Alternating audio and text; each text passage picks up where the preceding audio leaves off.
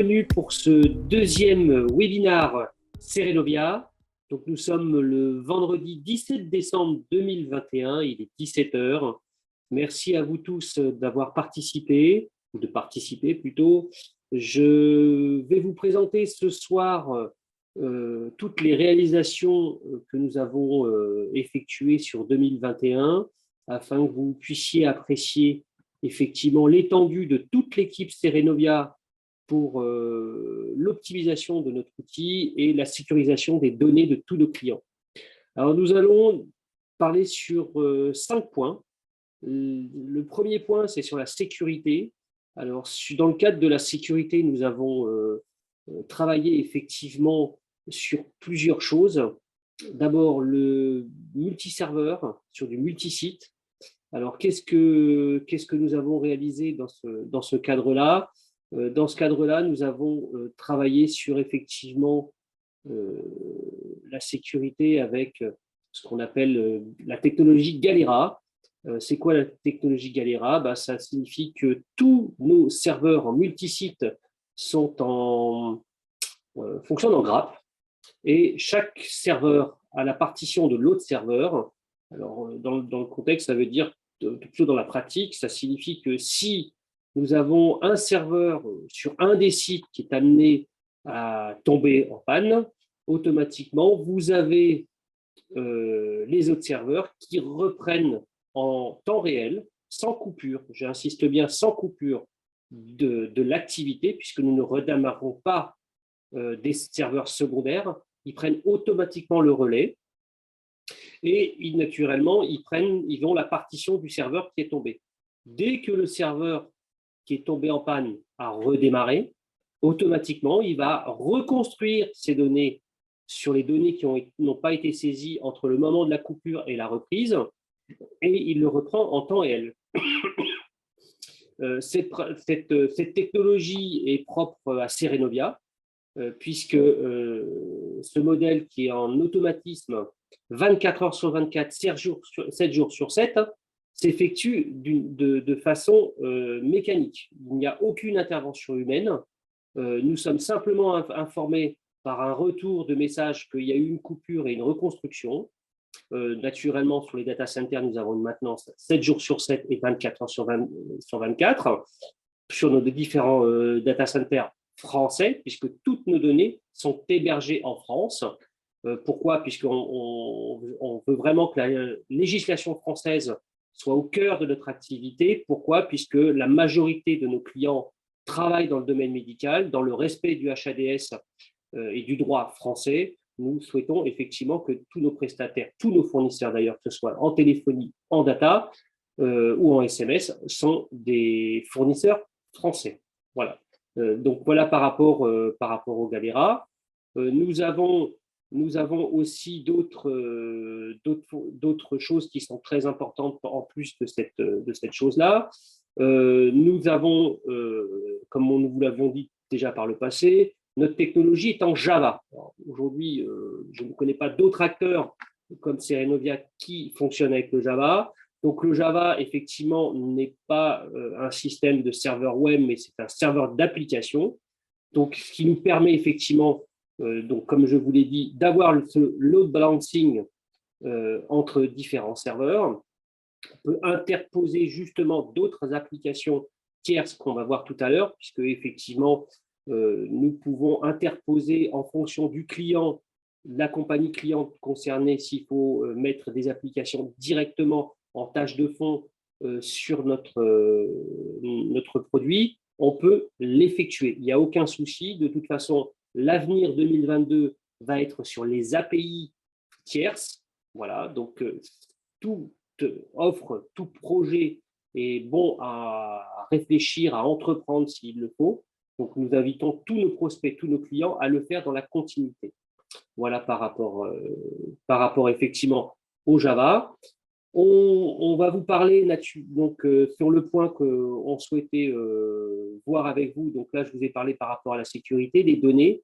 Nous avons un archivage qui est effectué tous les jours. Donc, en plus des données en prod, multiserveur, multisite, nous faisons un archivage toutes les nuits dans l'intégralité de nos bases clients. Nous rappelons aussi que chacune de nos bases clients est interdépendante. Ça veut dire que nous n'avons pas une base commune pour tous nos clients. Chaque client a sa propre base. RGPD oblige. Et aussi, c'est qu'on peut dissocier sur les serveurs type ou de nos clients les bases de données qui ont été saisies par les différents opérateurs ou clients de nos propres clients. Voilà. Deuxième sujet que nous allons évoquer, c'est justement tout ce qui concerne le support. Le support, justement, c'est pour vous permettre d'avoir une interaction avec notre équipe de support par rapport à vos différentes demandes. Alors là, vous voyez, quand on se connecte, petite parenthèse, vous avez tous nos clients, tous nos utilisateurs, d'ailleurs les utilisateurs finaux, ont les actualités du jour qui ont été réalisées. Voilà. Et naturellement, quand vous vous connectez sur la home, sur la droite, vous avez effectivement tout ce qui concerne à propos de Cerenovia. Vous avez toutes les actions qui ont été réalisées mois par mois. Vous pouvez naturellement, sur un simple clic, aller dans l'article concerné par rapport à cette évolution et vous voyez effectivement l'étendue de cette réalisation avec une explication et vous pouvez naturellement aller pour comprendre et chercher effectivement des informations supplémentaires. Donc notre support est une chose importante puisque dans le cadre du support, vous avez naturellement la gestion des tickets puisque vous pouvez naturellement traiter vos différents tickets. Alors, vous pouvez rajouter naturellement des tickets. Donc, vous dites, voilà, j'ai un problème dans la téléphonie, je mets de quoi il s'agit, je peux classifier naturellement, est-ce que c'est une question, est-ce que c'est un problème, une nouvelle fonctionnalité où j'ai un problème, que je souhaite. Je mets le niveau d'urgence de ce ticket. Je peux naturellement sélectionner pour quel client il y a un souci au support et je peux naturellement rajouter des captures d'écran pour expliquer naturellement où on en est sur le ticket. Ce ticket vous est envoyé directement et dans le cadre du ticket, on va le traiter, on s'oblige à traiter puisque nous sommes ouverts de 8h à 19h sur le support ticket et nous allons vous répondre dans le quart d'heure sur tous nos tickets. Avant 19h, tous les tickets du jour sont traités. S'il y a des tickets qui ne sont pas traités, on fait un retour au client en lui indiquant quel est le délai de réponse du ticket parce que nous avons besoin d'investigations supplémentaires. Donc, ça, c'est une chose. À n'importe quel moment, nous pouvons aussi prendre la main sur le poste. Donc, nous pouvons aussi faire une maintenance en ligne interactive. Donc, voilà pour la gestion des tickets. Pour chacun de nos tickets, nous faisons le traitement, nous avons un suivi, nous avons une historisation. À n'importe quel moment, nous pourrons trouver en fonction du sujet, en fonction de l'utilisateur, le ticket concerné. Naturellement, l'historisation est automatiquement sans limite. Nous pouvons revenir en arrière sur plusieurs mois, voire plusieurs années par rapport à ce ticket. D'accord ? À chaque fois que nous faisons des tickets, nous comparons toujours sur notre base de connaissances, puisque sur la base de connaissances que nous vous apportons, vous pouvez à n'importe quel moment faire une recherche. Donc cette recherche, vous pouvez dire, comment je ne me rappelle plus comment on fait pour aller dans l'historisation, par exemple des SMS. Vous voyez, vous avez naturellement chaque fois modification d'un contact et ça vous donne toute l'information que vous souhaitez. On va travailler de toute façon cette base de connaissances dans le temps. Nous l'avons fait par le passé, nous le faisons aujourd'hui, nous le ferons demain.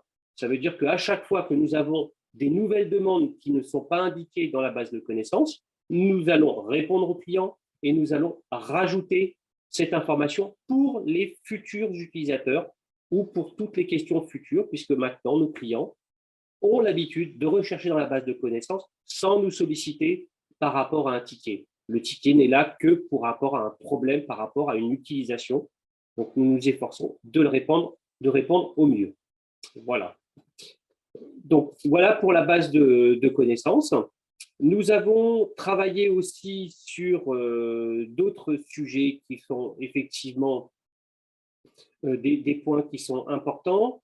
La sous-traitance était une des particularités de cette année. Alors, dans la sous-traitance, qu'est-ce que la sous-traitance? La sous-traitance, c'est que justement, un de nos clients demande un soutien téléphonique de la part d'une autre permanence, d'un autre sous-traitant, petite permanence ou indépendant. Donc, nous avons mis en place effectivement la possibilité d'effectuer que de ce qu'on appelle des groupes d'appels sous-traitants, donc des groupes d'appels tierces extérieurs à la société. Et par rapport à ça, le donneur d'ordre peut à n'importe quel moment activer ou désactiver une sous-traitance avec un positionnement. Vous voyez qu'on est en drag and drop. Il suffit simplement de glisser, de superpositionner, de dire au bout de tant de secondes, je décide d'utiliser, de donner l'appel à telle personne. Ça veut dire que l'appel va arriver d'abord à ses propres utilisateurs et on dit au bout de tant de secondes, l'appel va s'afficher vers le premier sous-traitant. Au bout de tant de secondes, ça arrivera au deuxième sous-traitant et ainsi de suite. D'accord? Vous pouvez naturellement à n'importe quel moment désactiver ce droit, le réactiver, le repositionner et vous pouvez faire ce choix par rapport à des groupes d'appels. Donc, vous pouvez attribuer dans le sous-traitant souhaité l'appel à telle opératrice ou à telle opératrice. Donc, vous pouvez le choisir par rapport à un groupe d'appels ou par rapport à un client spécifique de votre compagnie. C'est une chose qui s'effectue de suite, d'accord? Nous l'activons de suite et vous pouvez l'utiliser automatiquement à n'importe quel moment. Voici pour la sous-traitance. Dans le cadre de la sous-traitance, nous pouvons aussi ouvrir ou fermer des droits dans le cadre de la gestion des messages. Nous avons parlé précédemment de la gestion des appels. Vous pouvez aussi ouvrir le droit pour gérer, que votre sous-traitant puisse gérer les messages, les demandes de votre client. Tout ça est actif directement sur notre système. Dans le suivi de nos différentes démarches, donc nous avons parlé de la sous-traitance, la supervision est identique. Ça veut dire qu'en temps réel, vous voyez les appels qui sont traités par vos sous-traitants. Vous pouvez faire aussi, dans le cadre du drag and drop de la supervision, glisser l'appel au sous-traitant que vous souhaitez. Si un sous-traitant vous met l'appel en attente, vous pouvez reprendre l'appel et le redistribuer à un autre opérateur dans votre structure ou vers un autre sous-traitant.